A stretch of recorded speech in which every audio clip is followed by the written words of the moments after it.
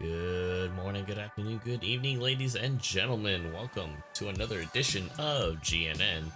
Today is Thursday, June 29th, 2023, and we have another banner night on our hands here. But before we get into tonight's main event with our brand new mobile suit, let's go over some news.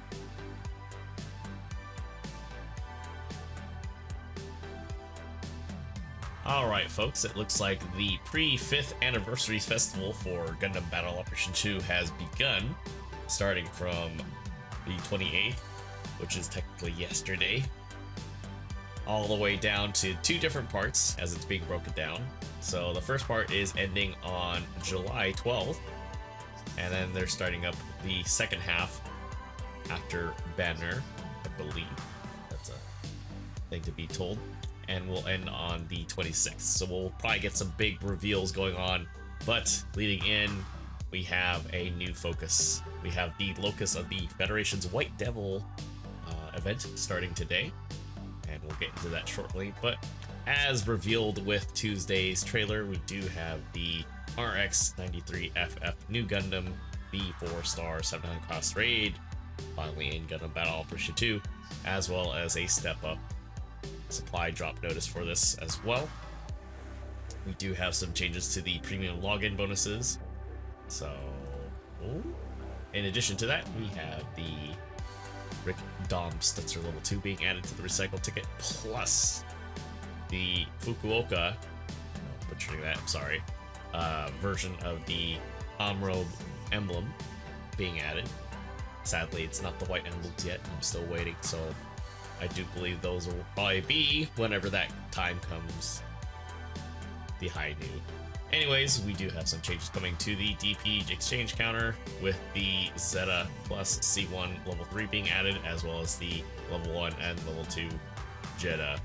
So that's pretty neat, especially if your gacha luck has not been very nice to you lately. It is a chance to get those suits finally.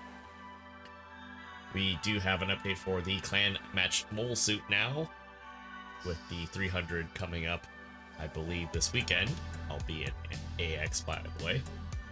We do have the 250 cost GM ground type weapon rack. It is a 1-star ground only, for obvious reasons, a general unit, but it uses the 180mm cannon. Not sure if that's supposed to be a typo, but it's a general. I'll probably check it out if I get the chance. Maybe we'll get some 250 cost suits coming in, or at least matches, but it's supposed to be been 300 lately, so I don't know.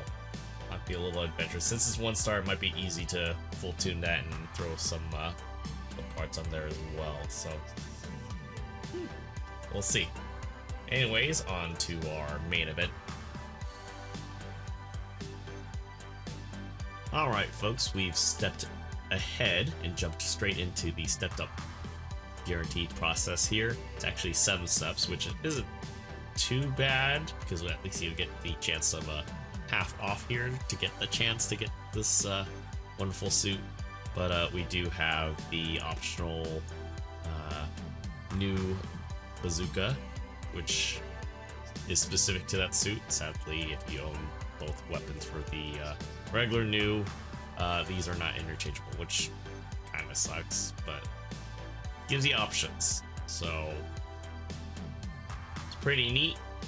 It is pretty much kind of the same fluff text, or flavor text I should say, rather, as the regular new, although they do mention a bit more specifically about the long-range fin funnel, which is a lot more efficient, a little more consistent damage, I guess, according to the fluff text.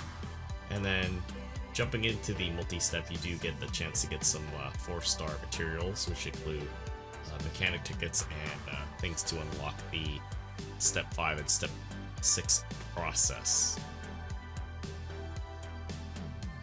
Now, as far as the bazooka goes, I haven't really had a chance to take it out for a bit, but we'll get into the stats shortly as well. Alright, so I want to touch bases on this because the locus of the Federation's White Devil campaign event is a nice amazing thing for a lot of you guys there, just because it does give you a chance to get some things from that, and I thought they would actually get me into the actual process itself. But one thing that we do get in addition to that is a free once a day pull, which they include 4 stars. This is for this specific month, I guess, so this is pretty cool. They're starting that early. So here we go, limited missions for the Amuro side of this whole deal, because the last major one was for Char, or Quattro, or whoever you want to call him at this point. Limited missions do include rewards of the standard Federation normal suit as well as the AU, and we do get a chance of getting Amuro's emblem and the Pegasus White Base emblem, as well as some mechanic tickets and 100k DP. So there are some limited missions that you have to complete by July 12th, 2023, because who doesn't want free stuff just by playing the game? This is pretty cool, especially if you want to update your pilot's swagger a bit and add some really cool emblems too. But more importantly, getting the mechanic tickets and the 100k certainly helps out a lot. But pretty easy from what I can understand if you got a lot of time to kind of just either hammer them out all in one go or take it little pieces by time. It's really good. So on to the specs of our brand new mobile suit. Alright folks, here's the new Nu Gundam here. I know it sounds like a tongue twister, right? Alright, jumping right in, this is your 700 cost raid, which is coming with 22k HP, low 20s in beam and ballistic, and a 34 in melee resistance, sorry. I don't know why that's so hard to say, but balanced damage output in 35 for both your ranged and melee, walking speed of 135, 225 boosting speed, and a little bit less on the thruster gauge compared to the stock Stein, but a little bit faster turning speed with the new. So I'm not sure how that's going to play out, because with the close range, medium range, and long range part slots that they get, I know the Stein gets a little more advantage in the close and medium range category, because you can fit, like, say, a level 4, level 5 booster, not force booster, but the cooling booster part that helps you with the recovery and expands on the thruster gauge cap. But I think this one gives you a little more range options. I know all you have typically is the Sinanju bazooka and the beam rifle that acts like the Zero Shiki, where you can dumb fire it and get that stun buildup, or you can charge it. But you have a whole lot of other things that you can do. Plus, I mean, granted, it doesn't have the gimmicky fuel rod dump touchpad maneuver, but I don't know, different taste, different flavor for the fight. You also get a shield too, which increases the survivability a bit.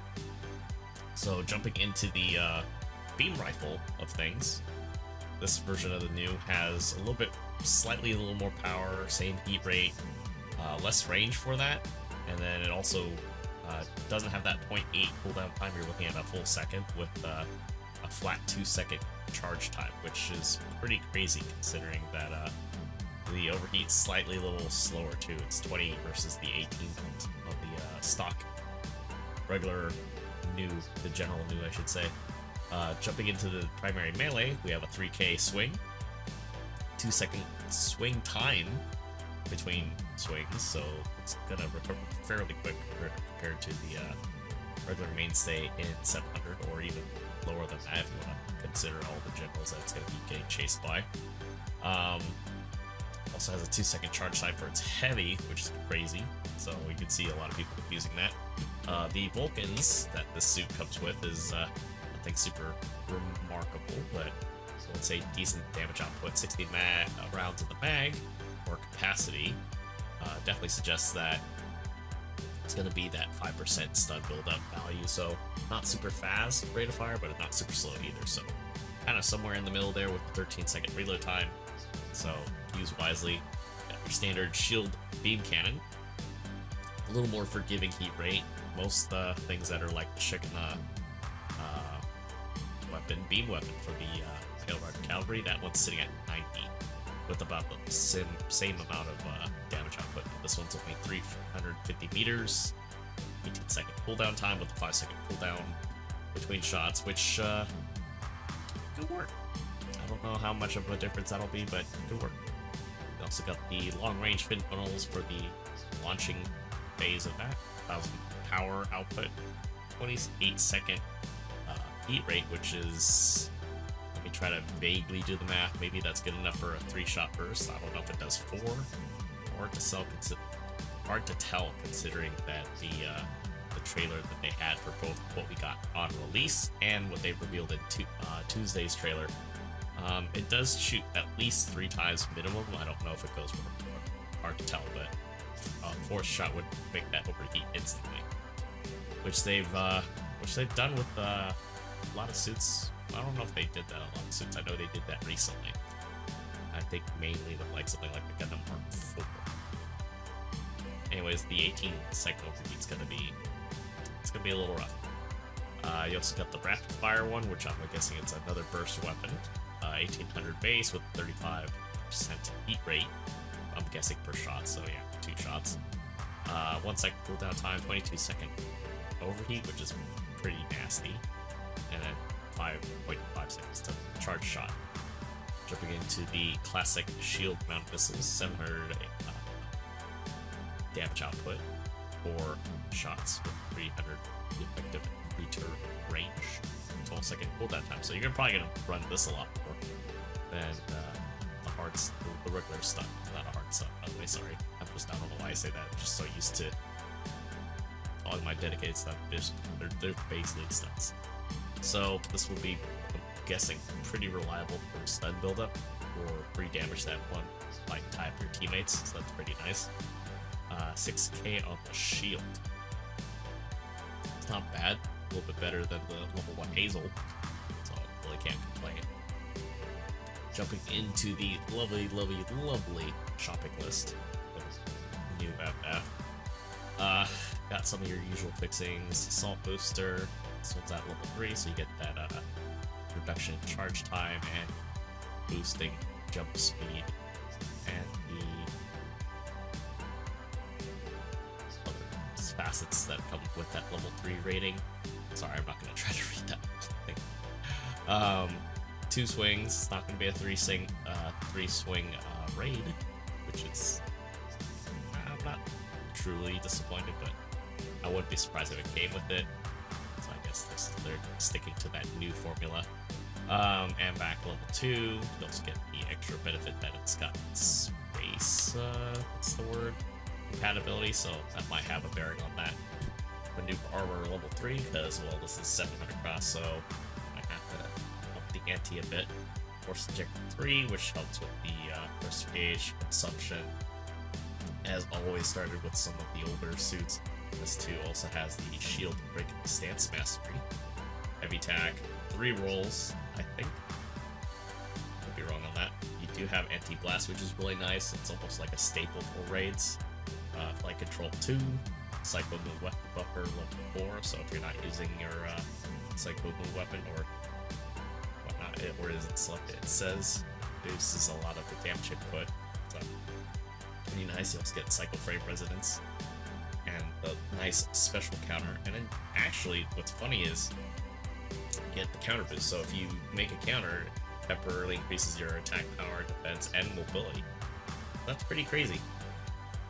I don't know when I'll have time to run this, just because I'm already prepping for AX, and a lot of other things are going on, so yeah.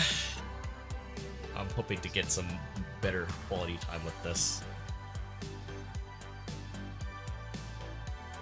Alright folks, that'll conclude tonight's GNN. You guys enjoyed what you saw, heard, and found it very informative please do not hesitate to hit that like and subscribe button. It definitely helps out me immensely. And as always, guys, I will see you guys all on the next video. Take care.